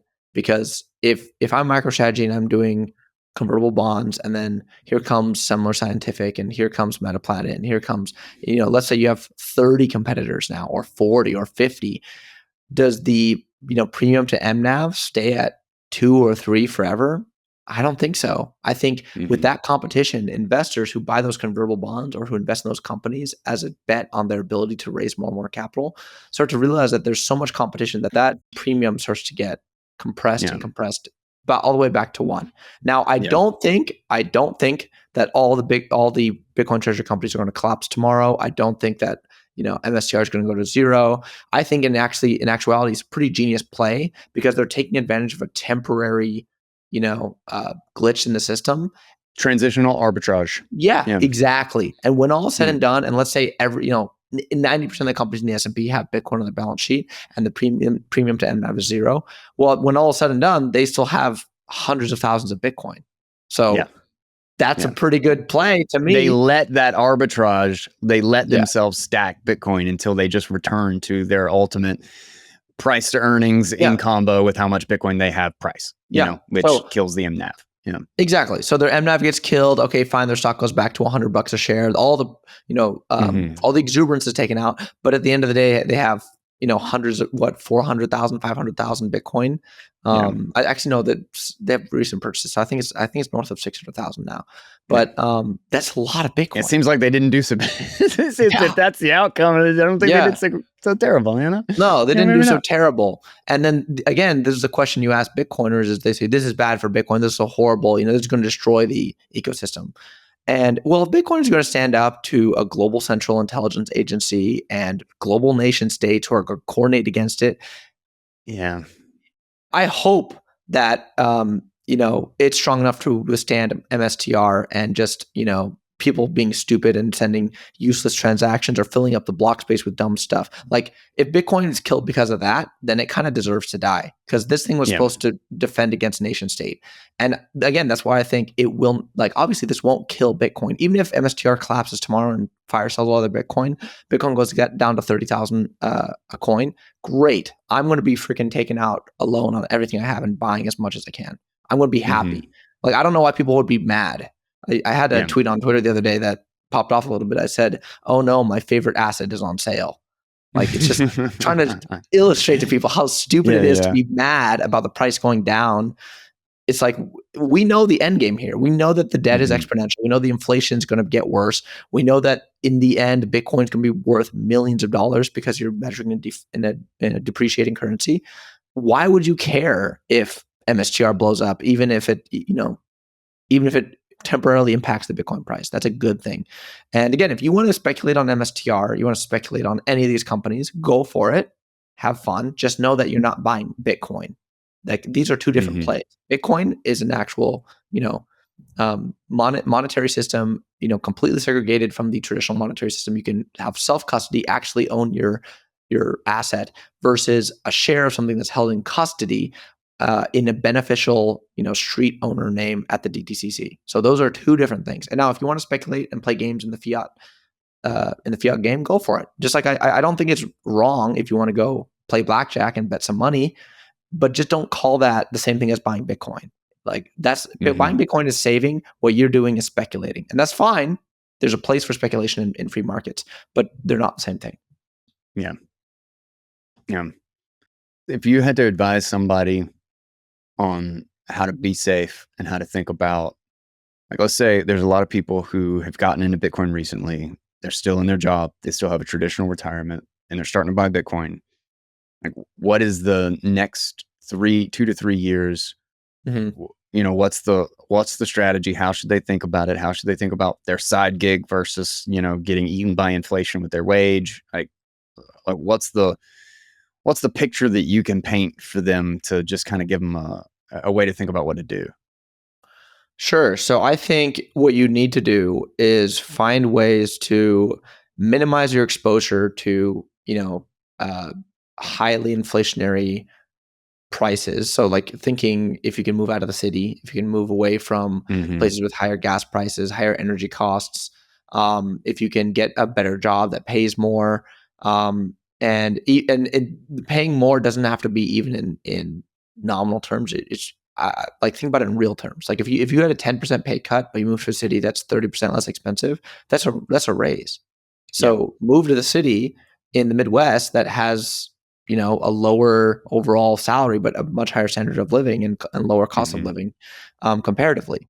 And just try and stack as much Bitcoin as you can, because right now we're in this weird area where there's a lot of long-term hodlers selling, and there's still buy pressure, obviously, because we're above 100,000, but it's kind of muted because of the amount of offloading of OG, coin holders.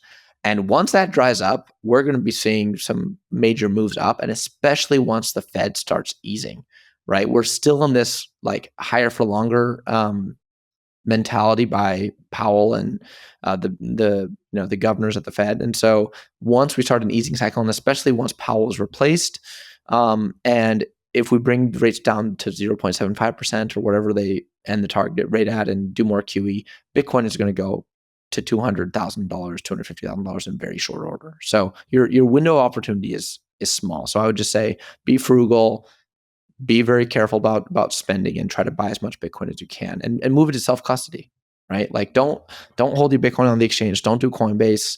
Don't leave it there. Move it to self-custody. Learn about a wallet, right? There's tons of resources to learn about that stuff. And so, just own your own keys and hold your own coins. Nice.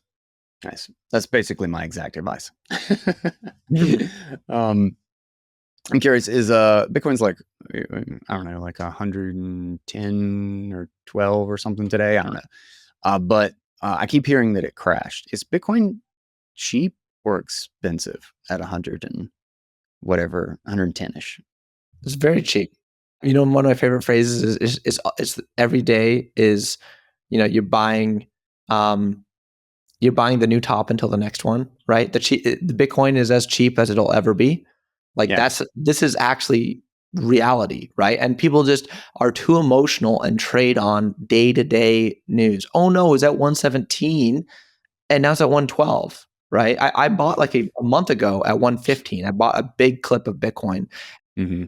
It's at 112 and I don't consider it, a loss And because I think of it in the end. I bought a pretty big clip at the top. Like when it Really? broke all-time high Nice. again, I was like, screw it. And it just like bought like 123, but I like I didn't even think about it, you know? Yeah. Again, once you start to shift your thinking towards Mhm. a Bitcoin standard, you now think of how many dollars is my Bitcoin worth?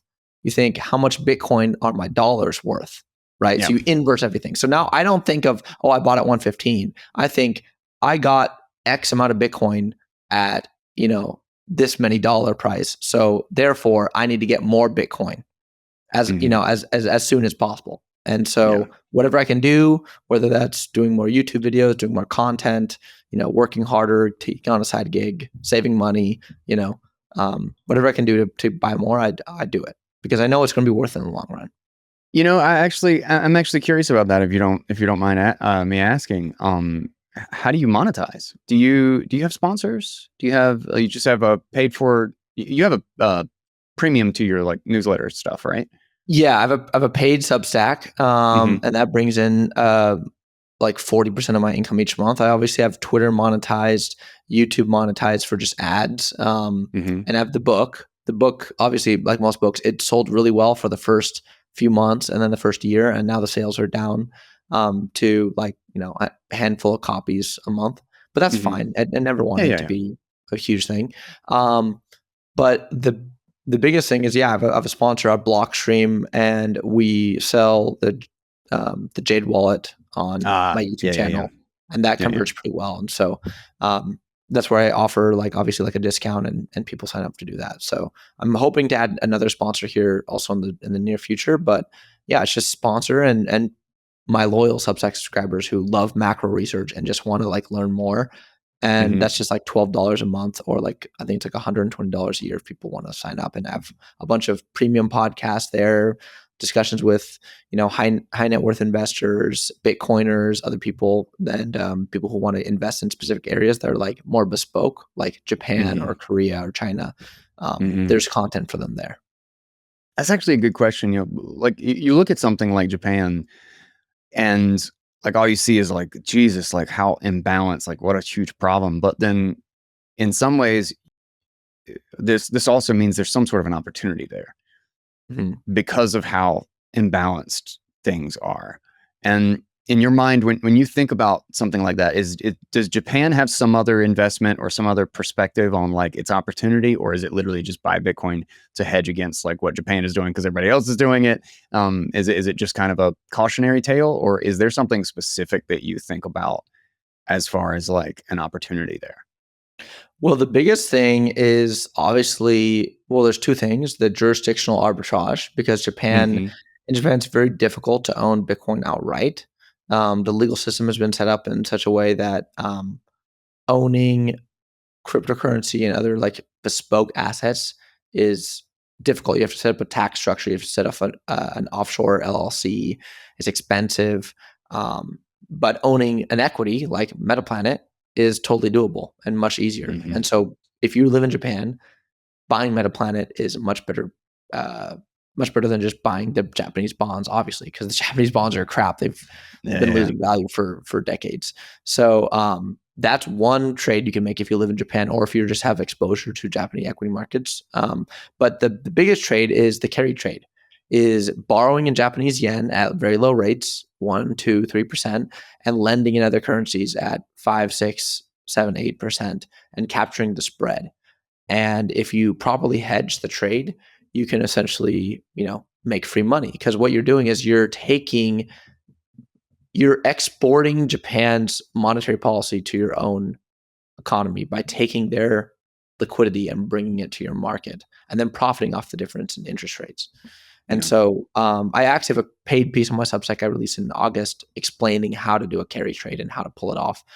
And again, this is just a feature of the fiat monetary system. Under a normal Bitcoin standard, a difference in interest rates between countries would just be remedied with capital moving, right? Yeah. Like, okay, Yeah. Turkey has a 30% loan rate on their Bitcoin collateral. I'm going to go lend some Bitcoin in Turkey because, great, I'm going to get 30% and I'm going to make more money. And then that way, there's a free market in rates. But now, obviously, we have this kind of like different system that's quasi free market, quasi statist. So you have to go through all the loopholes to do everything right. Interesting. I might actually have to check that one out. I'm really curious about that because I've been thinking real very structurally different about like how I set up investments and like what basically is available to me these days, because it's not been a focus, and I'm trying to drop some of these other side things that I'm doing so I can both focus on like the development project that I'm doing, obviously stay focused on the show. But I want to set myself up so I don't have to think about income. And I know there's multiple ways to do that.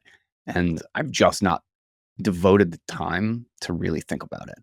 And like the carry trade is actually like a great example, is that like if you could get a position, and in order to get credit or, you know, a loan in the Japanese market, like Jesus, something like turning right around and doing this with like a Bitcoin collateralized loan, where you then lend it to someone who's trying to get a Bitcoin collateralized loan, which you can actually do with, there's a system that I haven't used yet, but it's called Firefish. But I know you can also just talk to Ledin or talk to Unchained or whatever, and you can be a capital provider. You're looking at 12%, 15%, you know, like if you can get 3 and pull 10 out of it, you know, like, and you've got a collateralized loan where you know that if anything goes wrong, you get the Bitcoin, you just get Bitcoin on sale, you know, like, holy crap.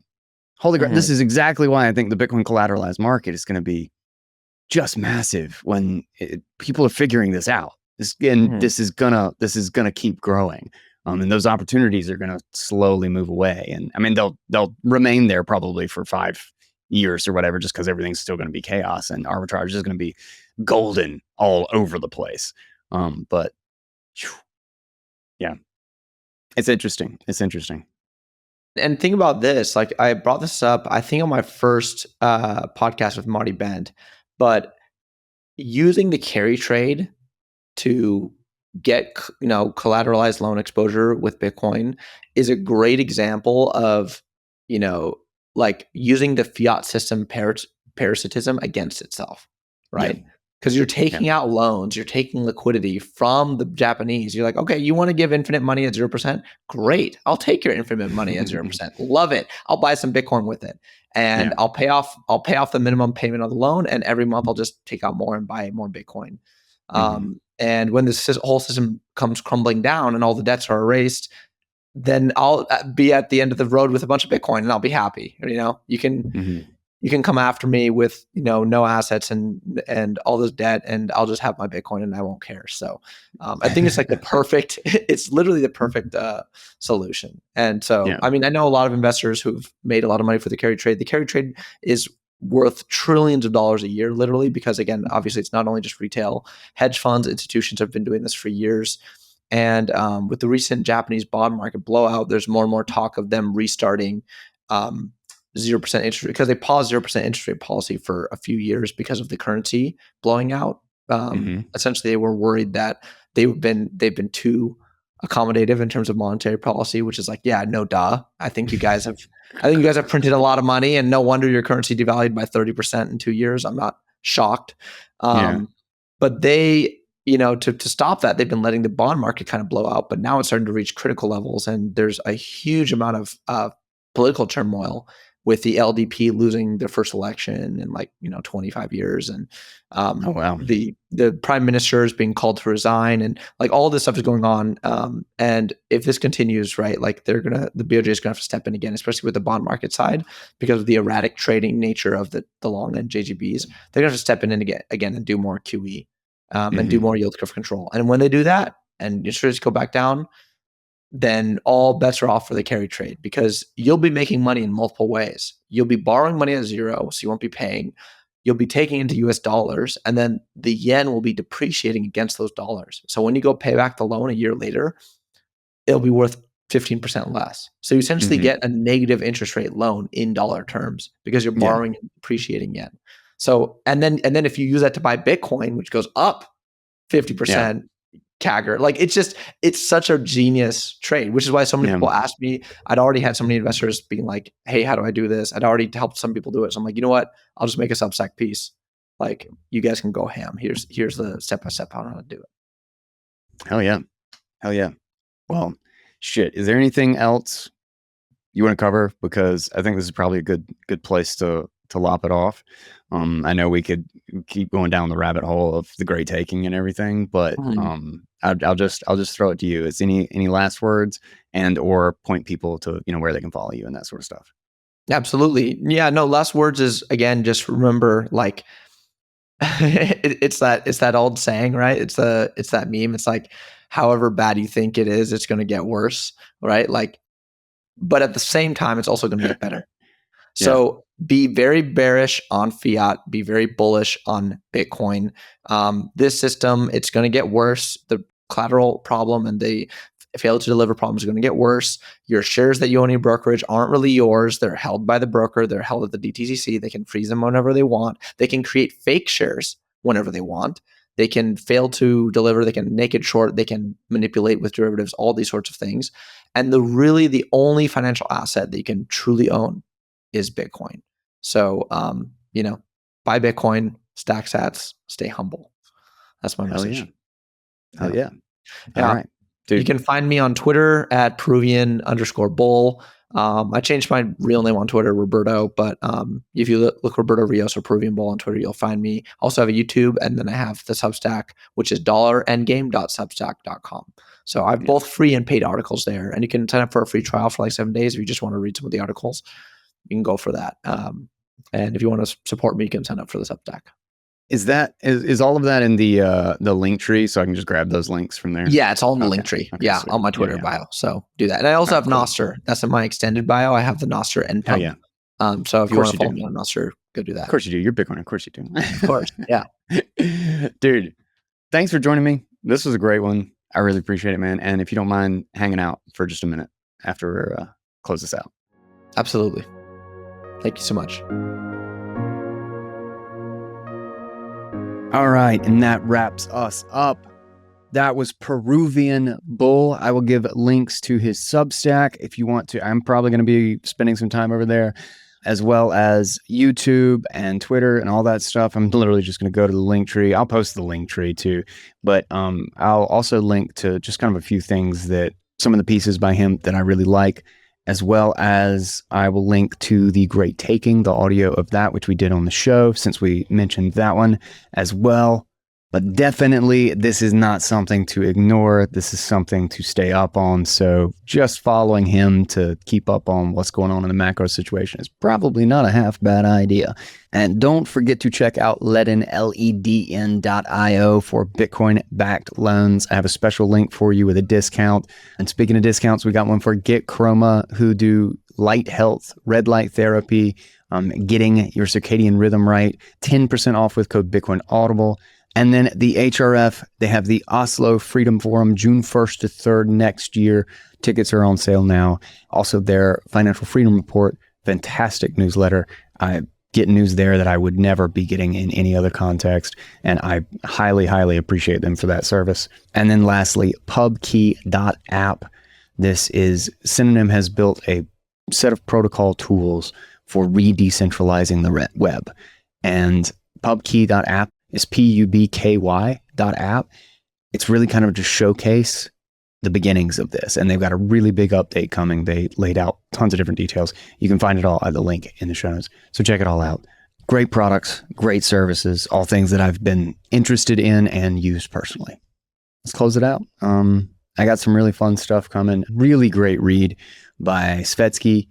In fact, that may already be published, but if you haven't seen the one on unpopular opinions for Nostr, You got to check that out if you haven't. It's a fantastic article, and I think it's a little bit of sobriety for a lot of us who are just in love with some of the tools we use because of how great they are and how much potential we see in them. I really like that piece. I highly recommend that episode for perspective. With that, I'll catch you on the next episode of Bitcoin Audible. Don't forget to subscribe, share this out, press the like button, leave a review. All of those are free things that help this show out a ton. And of course, all of your friends need to know about Bitcoin. They need to know about how dangerous the stock market is and how dangerous the dollar is, so that they're not blindsided by all of this. Send them this episode. You never know, it might just do some good. And with that, I am Guy Swan, and I'll catch you on the next episode of Bitcoin Audible. Until then, that's my 2 cents.